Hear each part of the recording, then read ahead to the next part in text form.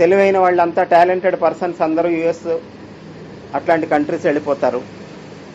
అంత తెలివి లేదు కానీ శారీరకంగా పని చేయగలం, కష్టపడదాం అనుకునే వాళ్ళేమో అరబ్ కంట్రీస్కి వెళ్ళిపోతున్నారు. ఇటు తెలివైన వాళ్ళు, ఇటు బలాఢ్యులు అందరూ వెళ్ళిపోతే మనం బద్దకస్తులు అందరం మనం ఇక్కడ మిగిలి ఏం పీకాలి? ఇక్కడ ఏం చేయాలి భారతదేశం? నూనూగు మీసాల పసిప్రాయంలోనే దేశం కోసం, స్వాతంత్రం కోసం ఉరికంబం ఎక్కినటువంటి భగత్ సింగ్, అల్లూరి సీతారామరాజు, మంగళ్ దేశ్ పాండే మతం మార్చుకోకపోతే సజీవ సమాధి చేస్తామన్నా కూడా గురు గోవింద్ సింగ్ పిల్లలు 7-9 సంవత్సరాల వయసులో సజీవ సమాధి చేయటానికైనా అంగీకరించారు, కానీ మతం మార్చుకోవడానికి అంగీకరించలేదు. తను మన ధన ప్రాణాలను సైతము దేశం కోసం, ధర్మం కోసం అంకితం చేసిన అంతమంది మహానుభావులు, దేశభక్తులు, దైవభక్తులు పుట్టిన భూమి మీద పుట్టిన మనం దేశం కోసం కాదు, ధర్మం కోసం కాదు, మన ఆరోగ్యం కోసము, మన బాగు కోసం కూడా ఈరోజు మనం కొద్ది సమయం ఇంకేమిటండి త్యాగం చేసేది? ఇంకేం త్యాగం చేస్తాం? ఆఫ్టర్ ఆల్ రీల్స్ చూస్తూ ఉండటానికి పెట్టేటువంటి సమయము, షార్ట్స్ చూడటానికి కేటాయించేటువంటి సమయము, మనం కొద్దిసేపు ప్రాణాయామం చేయలేము, యోగాభ్యాసం చేయలేము, సూర్య నమస్కారం చేయలేము, ఒక మంచి గ్రంథం చదవలేము, జరిగిన చరిత్ర తెలుసుకోలేము, దేశభక్తుల గురించి తెలుసుకోలేము, మహనీయుల గురించి తెలుసుకోలేము. అక్కర్లేనివి, పనికి మాలినవి, ఊరికే వాళ్లను బాగు చేయడం కోసం మనం కళ్ళు పడేసుకొని మన జీవితాన్ని పాడు చేసుకొని ఇదేమి తెలివి, ఇదేమి నాగరికత. మన రీల్స్ చూస్తే ఎవరికొస్తాయి డబ్బులు? వ్యూస్ పెరిగిన కొద్దీ ఎవరికొస్తాయి? మనకా? వాడికా? అంటే ఏం చేస్తున్నాం? వాడిని బాగు చేస్తూ ఇదేం తెలివండి, ఇదేం బతుకండి. రీల్స్లో మునిగిపోతే రియల్ దెబ్బతింటుంది. రియల్, అవునా కదా? రియల్ దెబ్బ. ఎంత టైం అయిందో కూడా తెలియదు చూడండి. అదే ప్రవచనం మొదలెట్టారంటే కూర్చున్నాం, ఎంతసేపు కాపుతారని. రీల్స్లో మునగండి,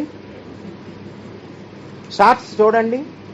మన లైఫ్, మన ఆరోగ్యం అన్ని షార్ట్ కట్ అయిపోతాయి. అదేమన్నా నిజమా? పోనీ మనం చూసేవి ఏమైనా మంచివా, పనికొచ్చేవా, బాగుపడిచేవా, జ్ఞానాన్ని పెంచేవా? అవి కూడా ఉంటాయి సెల్లో. కానీ కలిపురుషుడు ఉంటాడు కదా, రారా అంటుంటాడు. అంటాడా?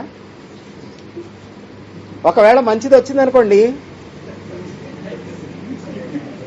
మంచిది వస్తే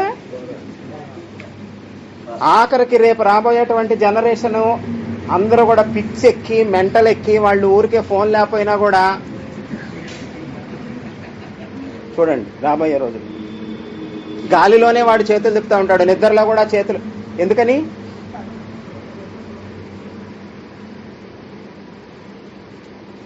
వాట్సాప్ ఓపెన్ చేస్తామా, అదేమో ఇలాగా సైడ్కి. రీల్స్ అయితే ఇంకంతే నీ బతుకు.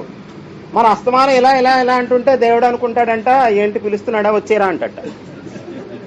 షార్ట్ అయిపోయింది అప్పుడు మన లైఫ్. అస్తమానం ఇలా ఇలా అంటున్నాం కదా, పిలుస్తున్నాడేమో రమ్మని, వచ్చేరా అంటట.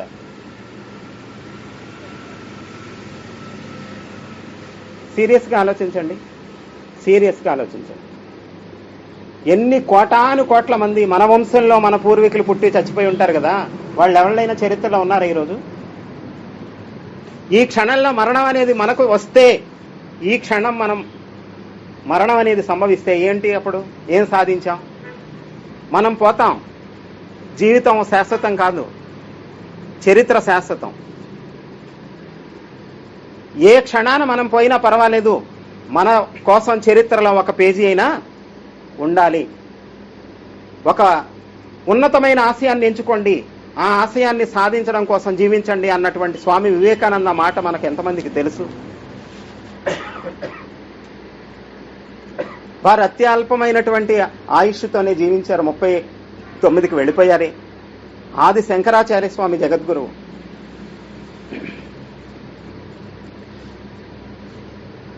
వారు కేవలం ఎంత వయసు జీవించారు? 3 పదులు దాటగానే వెళ్ళిపోయారే. అంత అల్పాయుష్లో వెళ్ళిపోయినా కూడా వాళ్ళు ఎందుకు ఉన్నారు చరిత్రలో? వాళ్ళు చేసిన ఘనకార్యాలు అట్లాంటివి. ఆధ్యాత్మికంగా వాళ్ళు చేసిన సేవ తాలూకు కీర్తి రూపంలో మిగిలిపోయారు. లేదు దేశం కోసం ఇటు భగత్ సింగ్, అల్లూరి సీతారామరాజు లాంటి వాళ్ళని తీసుకుంటే వాళ్ళు దేశం కోసం అంత అల్పాయుషితో వెళ్ళిపోయినప్పటికీ చరిత్రలో శాశ్వతంగా నిలిచిపోయారు. వాళ్ళకన్నా ఎక్కువే బతికేసాం మనం, ఇంకా వాళ్ళందరికన్నా ఎక్కువే బ్రతికేసాం. కానీ ఈరోజు మనం పోతే రేపు మన ఇంట్లో కూడా మన ఫోటో ఉంటుందో లేదో తెలియదు. అది మన చరిత్ర. యూట్యూబ్ హిస్టరీను గూగుల్ హిస్టరీ తప్ప మన బతుక్కి ఇంకో హిస్టరీ ఏమీ లేదు ఇంకా. అంతేనా?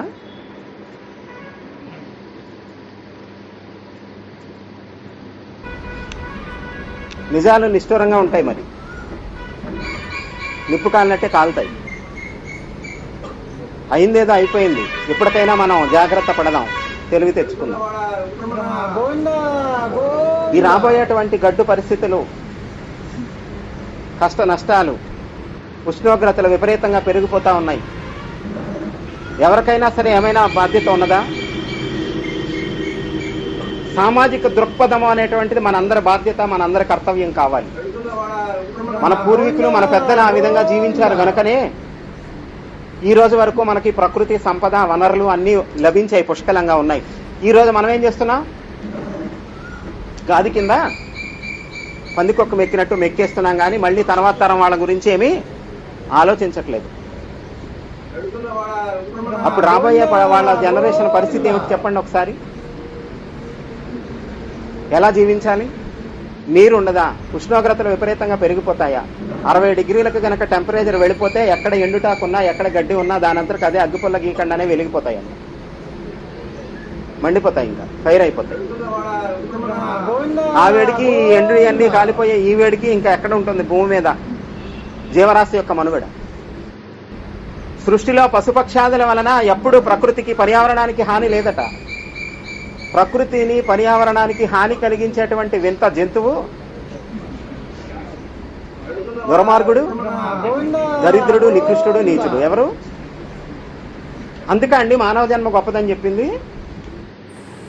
అరే పశుపక్షాదులు గింజలు తిని, పళ్ళు తిని రెట్ట వేస్తే ఆ రెట్టలో నుంచి కూడా గింజ జీర్ణం చేసుకోకుండా రెట్టలో వేసేస్తే మొక్కలు వస్తున్నాయి. మరి మనము అవి పళ్ళు తిని గింజలు రెట్టలో వదిలేస్తే మొక్కలు వస్తే అట్లయినా ప్రకృతిని కాపాడుతున్నాయి అవి. ఇంత బుద్ధి కలిగిన జీవిగా మనం పుట్టి, ఇంత తెలివి ఉండి, మనకు అన్నీ తెలిసి మనం ప్రకృతిని ఎందుకు విధ్వంసం చేస్తూ ఉన్నాం? పొల్యూషన్ అనేటువంటిది ఎవడి వల్ల వస్తుంది సృష్టిలో? మానవుడి వల్లైనా పశుపక్షాదుల వలన? మనిషి వల్లనే కదా. ఏడాదికి ఒకసారి లాక్డౌన్ పెడితే బాగుంది, కొద్దిగా సెట్ అవుద్ది కదా. కరోనా రాపోయినా పెట్టాలి. ప్రతి సంవత్సరం నవరాత్రులాగా, దసరా నవరాత్రులు, వినాయక చవితి నవరాత్రులాగా లాక్డౌన్ నవరాత్రులు కూడా పెడితే బాగుండేది. అంటే ఏదో ఒక రూల్ లాగా పాస్ చేస్తే తప్ప మనకి ఆలోచించేది లేదా? హెల్మెట్ లేకపోతే ఫైన్ వేస్తానంటే పెట్టుకుంటా, లేకపోతే పెట్టుకోవా, పోయేది నీ బుర్ర వాడి బుర్ర. అంటే ఎక్కడున్నాం మనం? అంటే హెల్మెట్ దేనికోసం పెట్టాలి? ఫైన్ వేస్తాడేమో అని పెట్టాలా? అంటే మన రక్షణ కోసం మనకు ఆలోచన లేదనే కదా అక్కడ అర్థం. అక్కడెక్కడో ఆపుతున్నారంటే ఇక్కడ చూసుకుంటాం, ఎత్తుకుంటాం. అరే ఎటుపోతుంది సమాజం?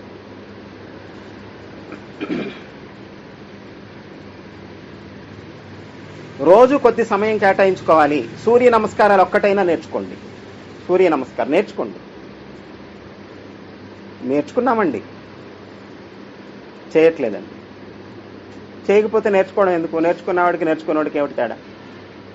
సూర్య నమస్కారాలు 12 సైకిల్స్ చేస్తామనుకోండి, అందులో అన్ని ఆసనాలు కవర్ అవుతాయి. బ్రీతింగ్తో ఎలా చేయాలో తెలుసుకుంటే బ్రీతింగ్ ప్రాణాయామం జరుగుతుంది. ఏ ఆసనానికి ఏ సూర్యుని యొక్క నామం చెప్పాలో చెప్తే మంత్రం అవుతుంది. అందులో ప్రాణాయామం ఉంది, మంత్రం ఉంది, ఆసనాలు ఉన్నాయి.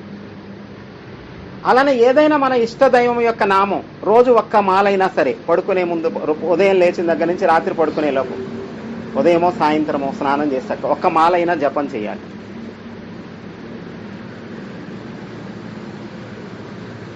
ఒక కొలను ఉందట నిశ్చలంగా. ఆ కొలనులో నీళ్లు నిశ్చలంగా ఉన్నాయి. ఆ పక్కనే ఒక పెద్ద చెట్టు నుండి ఒక ఆకు రాలి పడింది. నిశ్చలంగా ఉన్న నీటిలో ఆకు రాలి పడగానే ఏమైందట? నీళ్లు కదిలాయి కదా. అలా అలలు తరంగాలుగా వస్తాయి కదా, అవి ఎక్కడి దాకా వెళ్తాయి? చివరి దాకా వెళ్తాయి, ఒడ్డు దాకా వెళ్తాయి. నిశ్చలంగా ఉన్న కొలనులో ఒక ఆకు పడితే అక్కడ నుంచి వచ్చిన దాని తరంగాలు ఒడ్డును తాకినట్టుగా మన హృదయాంతరాలలో వచ్చినటువంటి ప్రతి ఆలోచన తరంగము విశ్వాంతరాలను తాకుతుందట. అందుకు సత్సంకల్పాలు చేయమనేది పెద్దవాళ్ళు. బీ పాజిటివ్ అని చెప్పేది అందుకు. అందరూ బాగుండాలి, సమాజం బాగుండాలి, లోకం బాగుండాలి, రైతులు బాగుండాలి, సైనికులు బాగుండాలి, మనందరికీ సద్బుద్ధి కలగాలి, సన్మార్గ వర్తనలమై మనం అందరం జీవించాలి అని అందరూ రోజు ప్రేయర్ చేయాలి, రోజు చేయాలి. అప్పుడు మన మనసులో అట్లాంటి పాజిటివ్ భావాలు ఎప్పుడైతే వచ్చాయో అప్పుడు కొలనులో అటువంటి తరంగాలు ఒడ్డుకి చేరినట్టు మనందరిలో వచ్చే మంచి భావాలు స్ప్రెడ్ అవుతాయి విశ్వం అంతా. ఇప్పుడు ఏం స్ప్రెడ్ అవుతున్నాయి? వాట్సప్, ట్విట్టరు, ఫేస్బుక్, ఇంకేవో ఇన్స్టాగ్రామ్ అంటే ఒకటి పెద్దది ఉంటుందంట. అది బాగా పెద్దదంట కదా అన్నిటికన్నా. అవునా? అన్నిటిని డామినేట్ చేసేది అదేనా? మన బతుకులు బస్ స్టాండ్ చేసేదా? అంతేనా? ఆలోచించండి. ఒక క్షణము గడిచిపోయింది అంటే ప్రపంచంలో ఉన్న సంపద అంతా తెచ్చి అక్కడ పెడితే ఆ క్షణాన్ని తెప్పించగలమా? వెనక్కి తీసుకోగలమా? విలువైంది ఏమిటి? కాలము. అందుకనే భగవంతుడిని కాలస్వరూపుడు అన్నారు. ఓం కాలాయ నమః, కాలస్వరూపాయ నమః, కాలాయ నమః, కాలాతీతాయ నమః. టైం వేస్ట్ అంటే ఏమిటి? సమయమే భగవంతుడు, కాలమే భగవంతుడు, సమయమే మన లైఫ్. అందుకని టైం వేస్ట్ అంటే ఏమిటంటే లైఫ్ వేస్ట్. అవునా కదా? ఎన్ని తెలుసుకోవాల్సినవి ఉన్నాయి, ఎన్ని నేర్చుకోవాల్సినవి ఉన్నాయి, ఎంత అద్భుతాలు ఉన్నాయి సృష్టిలో. ఎన్ని పురాణాలు, ఇతిహాసాలు, గ్రంథాలు, మహానుభావులు, భక్తులు, దేశం కోసం మన ధన ప్రాణాలను త్యాగం చేసిన మహానుభావులు, వాళ్ళ జీవితాలు ఎన్నైనా తెలుసుకోవచ్చు. ఆశలలోనే మనం మంచుకు ఉపయోగించుకోవచ్చు, ఆశలతోనే మనం పాడైపోవచ్చు. మన ఏవ మనుష్యానాం కారణం బంధమోక్షయో. మనస్సే అన్నిటికీ కారణము, బంధానికైనా మోక్షానికైనా. ఒక గొప్ప తెలివైనటువంటి శాస్త్రజ్ఞుడికి ఒక ఆలోచన వచ్చిందంటే ఎక్కడొచ్చింది? ఒక వస్తువు కనిపెట్టాడు అంటే మనసులోనే వచ్చింది. ఒకడికి దొంగ బుద్ధి పుట్టి, పాడు బుద్ధి పుట్టి, చెడు బుద్ధి పుట్టి, వాడు పాడే పక్క వాళ్ళని 10 మందిని పాడు చేస్తున్నాడంటే వాడికి వచ్చిన ఆలోచన ఎక్కడొచ్చింది? వాడికి మనసులోనే. వాడిది మనసే, వీడిది మనసే, అందరిది మనసే. కత్తి ఒకటే. మనం ఏం చేస్తాం? కత్తితో పళ్ళు, కూరగాయలు తరుగుతాం. దుర్మార్గుడు చేతిలో ఉంటే ఏం చేస్తాడు? కూనీ చేస్తాడు, ప్రాణాలు తీస్తాడు. అంటే లోపము కత్తిలో ఉన్నదా, ఉపయోగించేవాడిలో ఉన్నదా? ఉపయోగించేవాడిలో ఉంది. అట్లానే మనస్సును మనం ఉపయోగించుకోగలిగితే ఈ మనస్సుతో మనం ఏదైనా సాధించవచ్చు. మన ఏవ మనుష్యానాం కారణం బంధ మోక్షయో. మోక్షం అయినా సాధించుకోవచ్చు. నీ మనసును అలా మౌల్డ్ చేసుకో. అదే మనసును భ్రష్టు బట్టి జీవితాన్ని పాడు చేసుకోవడానికి కూడా ఉపయోగించుకోవచ్చు. ఎలా ఉపయోగించుకుంటున్నాం అనేది మన చేతిలో ఉన్నది. ఒక పేద ఆవిడ ఆ ఇంట్లో పని చేస్తుందంట. వాళ్ళ అమ్మాయి ఏదో చదువుకోవాలనే తపన ఉంది. ప్రతిరోజు 1 గంట సేపు అది ఆన్లైన్ క్లాసు వినాలి, నాకు ఒక ఫోన్ కొనివ్వమందంట. నేను అంత ఫోన్ కొనివ్వలేను తల్లి ఇప్పుడున్న పరిస్థితుల్లో. మనసు ఉంటే మార్గం ఉంటుంది, పట్టుదల ఉంటే కానిది లేదు. కృషితో నాస్తి దుర్భిక్ష. సరే అమ్మ, నువ్వు పని చేయడానికి వెళ్తావు కదా, నీతో పాటు నన్ను కూడా తీసుకెళ్ళు. ఎవరింట్లో అయితే ఇంట్లో వాళ్ళు ఉంటారో వాళ్ళ ఇంటికి తీసుకెళ్ళి వాళ్ళు నేను రిక్వెస్ట్ చేస్తా, మా అమ్మ పనిచేసేటప్పుడు నేను కూడా వస్తాను, 1 గంట మీరు నాకు ఫోన్ ఇస్తారా, నేను ఆన్లైన్లో క్లాస్ వింటాను. నాకు ఫోన్ లేదు, స్మార్ట్ ఫోన్ లేదు. సరే నాన్న చదువుకో అని ఆవిడ వాళ్ళ అమ్మతో పాటు రోజుకో ఇంటికి వెళ్ళి ఆ ఫోన్ 1 గంట అడిగి వాళ్ళ దగ్గర ఇంట్లో ఉండేవాళ్ళు. ఆ అమ్మాయి ఇప్పుడు ఏదో పెద్ద సీటు సంపాదించుకుంది. చూడండి,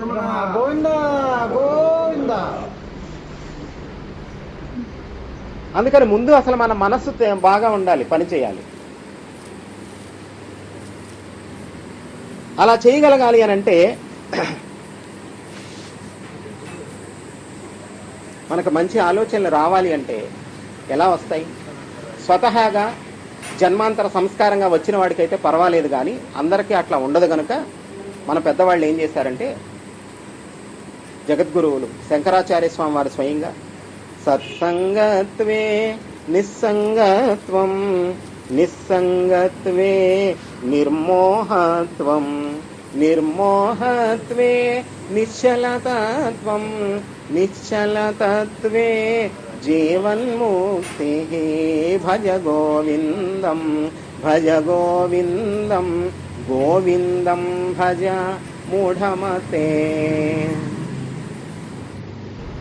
జీవన్ముక్తికి సోపానం చెప్తూ సత్సంగము ఫస్ట్ చెప్పింది. మంచి విషయాలు తెలుసుకోవడం కోసం 10 మంది ఒక చోట చేరడం సత్సంగం సామాన్య కోణంలో. అసలు సత్యం అంటే త్రికాల మాధ్యం సత్యం, ఎప్పుడూ ఉండేది నశించినది భగవంతుడు పరమాత్మ, అదొక్కటే సత్యం, తక్కినదంతా అసత్యం. సరే, ఆ స్థాయి వేరే. ముందు ఇది సత్సంగం అంటే నలుగురు ఒక చోట కూర్చొని మంచి విషయాలు తెలుసుకోవడం, వినడం, చెప్పుకోవడం, సద్గ్రంథాలు చదవడం. మంచి పుస్తకాలు చదవడం అనేటువంటి అలవాటు ఎవరికైతే ఉండదో వాడు జీవితంలో ఏమీ సాధించలేడు. ఎవడు ఏ రంగంలో అయినా సరే గొప్పవాడు అవ్వాలంటే వాడికి మంచి పుస్తకాలు చదివే అలవాటు ఖచ్చితంగా ఉండాలి. నాకు ఇష్టం లేదంటే మనం అట్లాగే ఉంటాం. ఇష్టం లేకపోవడం అంటూ ఉండకూడదు, ఇష్టం చేసుకోవాలి.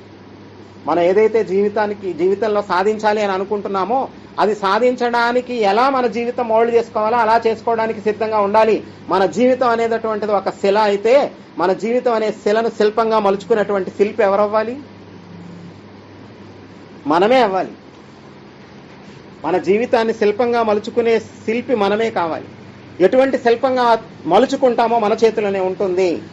కనుక సద్గ్రంథాలు, మంచి పుస్తకాలు చదివే అలవాటు ఒకటి ఉండాలి. రోజు కొద్దిసేపు అయినా యోగాభ్యాసం ఉండాలి.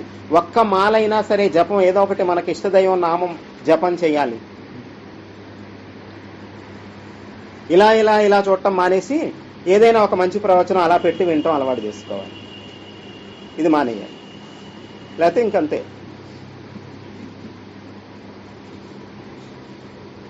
అలాంటి చిన్న చిన్న మార్పులు చేసుకోవాలి. రాబోయేటువంటి కష్టకాలాన్ని దృష్టిలో పెట్టుకొని లోక శ్రేయస్సు కోసం మేము ఏకాంతంగా కొన్ని రోజులు ఒక టార్గెట్ పెట్టుకొని ఒక జపం చేయాలి అనేటువంటి సంకల్పంతో మేము బయలుదేరుతున్నాం. ఆ మెసేజ్ చూసి మన మేనేజర్ గారు ఫోన్ చేశారు, అయోధ్య వెళ్ళినప్పుడు కూడా ఇటు వచ్చారు కదా, వచ్చి వెళ్ళండి. కనుక రేపే మా ప్రయాణం. రేపు ఉదయం ఆశ్రమంలో కార్యక్రమం ఉంది ఒకటి. ఆ కార్యక్రమం చూసుకొని బయలుదేరతాం. రేపు మళ్ళీ కుదురుతుందో కుదరదో, ఈ పూట అయితే ఇంకా వెసులుబాటుగా ఉంటుంది, హడావుడి లేకుండా ఉంటుంది, ముందే వచ్చేసి వెళ్తాం. పోయినసారి కూడా అయోధ్య వెళ్ళినప్పుడు మీరందరూ సాగనంపారు ఇక్కడి నుంచి. అందుకని మనం గనక ఏదైనా ఒక సంకల్పం చేస్తే సత్సంకల్పము అది తప్పకుండా నెరవేరుతుంది. భగవంతుడు, పంచభూతాలు, ప్రకృతి మనకు అనుకూలిస్తాయి. మేము పెట్టుకున్నటువంటి లక్ష్యానికి భగవంతుని యొక్క ఆశీస్సులు ఉన్నాయి అని అంటే గనక మేము ఎక్కడ సాధన చేసుకోవడానికి ఒక 2 ఆప్షన్స్ పెట్టుకున్నాం అనమాట. ఈ 2 చోట్ల అది మనకు తెలియని ప్రాంతం, మనం ఎప్పుడు వెళ్ళని ప్రాంతం, అసలు మనకు పరిచయం ఎవరూ లేని ప్రాంతం. ఆ 2 చోట్ల మనకు వసతి దొరికితే అది భగవద్ ఆదేశం, అనుగ్రహం ఉంది అనుకుని వెళ్తాం అనుకున్నాం. గ్రూపులో మన సత్సంగాలు వినేటువంటి ఒకళ్ళు కేరళ వాళ్ళు, మనం ఎప్పుడు ఎదురు వదురు పడలేదు, ప్రత్యక్ష పరిచయం లేదు, ఓన్లీ మన గ్రూపులో ఫాలో అవర్ ఆవిడ మనం అనుకున్న 2 ఊళ్ళల్లో ఒక ఊర్లో మా గెస్ట్ హౌస్ ఉంది స్వామి, మీరు సాధన చేసుకుంటానంటే ఏర్పాటు చేస్తాము. మేము వెళ్ళిన దాకా పేరు వెల్లడి చేయకూడదు అనుకున్నాం, అందుకే చెప్పట్లేదు అంతే. అక్కడికి చేరిందాక ఆవిడ చూడండి, వాళ్ళు ఉండేది కేరళలో, ఇప్పుడు మనకి వసతి ఇచ్చేది తమిళనాడులో. వాళ్ళు ముందే వెళ్ళి అక్కడంతా అదంతా పెయింటింగ్స్ అంతా వేయించి శుభ్రం చేసి, ఆవిడకి ఏం అవసరం ఎక్కడ మనకు తెలియని ప్రాంతంలో. అందుకని ఇంకా కొంచెం ముందు వెళ్ళుంటే ఎక్కువ రోజులు బాగుండేది, ఏప్రిల్ మే నెలంతా అనుకున్నాము. కానీ పాపం వాళ్ళు ఎక్కడో ఆఫీస్ పని మీద శ్రీలంక వెళ్ళి ఉన్నారు. వాళ్ళు వచ్చి మళ్ళీ అంతా రెడీ చేసేసరికి లేట్ అయింది. రేపు 12వ తేదీ శంకర జయంతి, ఆదివారం, వైశాఖ శుద్ధ పంచమి. శంకర జయంతి రోజునే మేము కాషాయ స్వీకారం కూడా చేయటం జరిగింది. అందుకని ఇది ఏదో మళ్ళీ భగవంతుని నిర్ణయం లాగా ఉంది. రేపు శంకర జయంతి రోజు మేము దీక్ష తీసుకున్న రోజు ప్రారంభం చేస్తాం. అక్కడికి వెళ్ళి మా అనుష్ఠానము, ఏకాంత సాధన. మళ్ళీ జూన్ 20వ తేదీ మన ఆశ్రమ వార్షికోత్సవానికి ఖచ్చితంగా మండలం రోజులు ఉంది. ఈ మండలం రోజుల్లో అవకాశం ఉన్నన్ని రోజులు అక్కడనే ఉండి తిరిగి వచ్చి జూన్ 21వ తేదీ ఏరువాక పౌర్ణమి రోజు పూర్ణాహుతి మన ఆశ్రమంలోనే చెయ్యాలి అని అనుకుంటున్నాం. మన ఆశ్రమంలో అనేక సంవత్సరాలుగా నిత్యము పారాయణ, సద్గ్రంథ పారాయణ, సత్సంగాలు నిరంతరము జరగడం వలన ఎంతో ఆధ్యాత్మిక శక్తి మేల్కొని ఈ విధమైనటువంటి సంకల్పాలు అక్కడ మనం ఏదైనా చేస్తే కూడా నెరవేరుతూ ఉంది. మనకి దగ్గరలో, మీ అందరికీ దగ్గరలోనే కనుక చక్కగా అవకాశం ఉన్నప్పుడు ఎప్పుడైనా వస్తూ ఉండండి, ఆశ్రమాన్ని దర్శించుకోండి. మేమైతే ఓం నమో భగవతే శ్రీ దత్తాత్రేయాయ ఈ మంత్రాన్ని లాస్ట్ ఇయర్ మన ఆశ్రమ వార్షికోత్సవం నుంచి సాధ్యమైనంత ఎక్కువ మందిని చేయమని చెప్పాము. 700 మంది చేస్తున్నారు, రోజు ఒక్క మాలైన. ఈ వార్షికోత్సవానికి సంవత్సరం అవుతుంది. మీలో ఎవరైనా ఆసక్తి ఉండి చేస్తాను అంటే రేపు శంకర జయంతి నుంచి జూన్ 20వ తేదీ దాకా చేయండి, రోజు ఒక మాలైన. మనం ఎంతగా ఇందాక చెప్పుకున్నట్టు కోనేరులో పడినటువంటి ఆకు తాలూకు స్పందనలు ఒడ్డు దాకా వెళ్ళినట్టు మనందరిలో కూడా ఒక మంచి సంకల్పం రోజు చేసామనుకోండి, దేశం బాగుండాలి, ధర్మం బాగుండాలి. మేము ఎప్పుడు ఏది చెప్పినా సంకల్పం ఒకటే, రైతులు బాగుండాలి, సైనికులు బాగుండాలి, దేశం బాగుండాలి, ధర్మం బాగుండాలి, మనలో సద్బుద్ధి అంకురించాలి. ఇదే సంకల్పం ఎప్పుడే కార్యక్రమం చేసిన.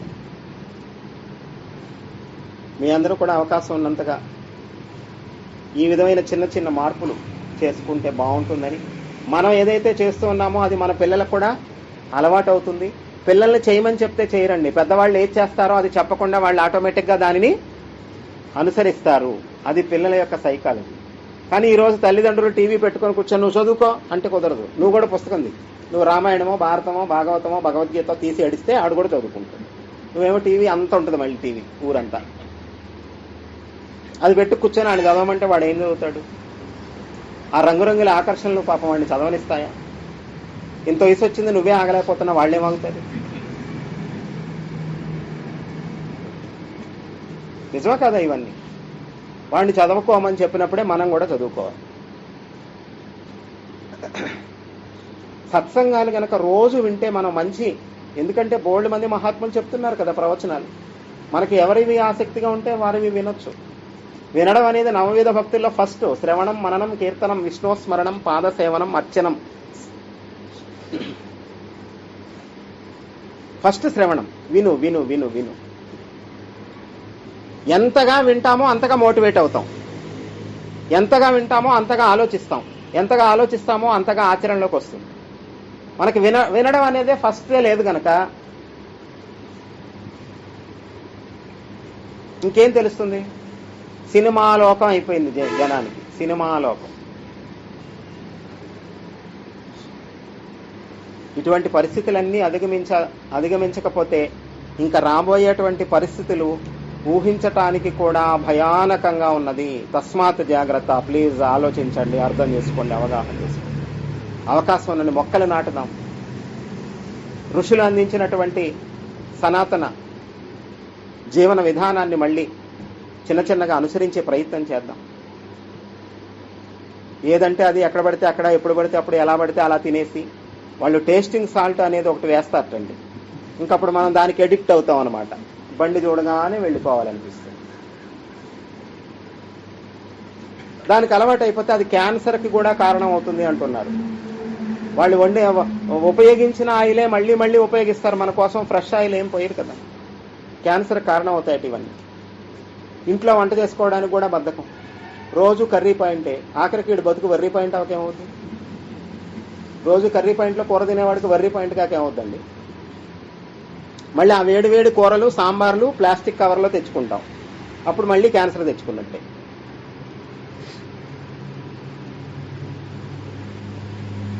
చూడండి, చిన్న చిన్న వయసులో హార్ట్ స్ట్రోక్లు ఎందుకు వస్తున్నాయి?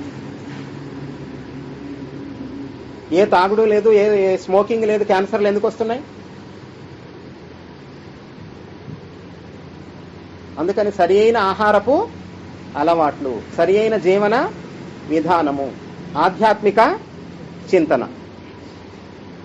ఆధ్యాత్మిక చింతన అనేది ఒకటి పెట్టుకుంటే మిగతా అన్ని అందులో ఇంటర్నల్ గా ఉంటాయి కనుక ఆధ్యాత్మిక చింతన అనేది ప్రతి ఒక్కడి సొత్తు కావాలి, ప్రతి ఒక్కడి సొత్తు కావాలి.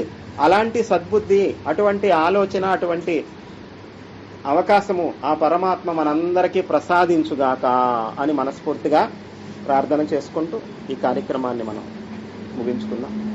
సమస్త సన్మంగళాని భవంతు, సమస్తాని లోకాని సుఖినో భవంతు, సర్వే జనాః సుఖినో భవంతు. ఓం శాంతి శాంతి శాంతి.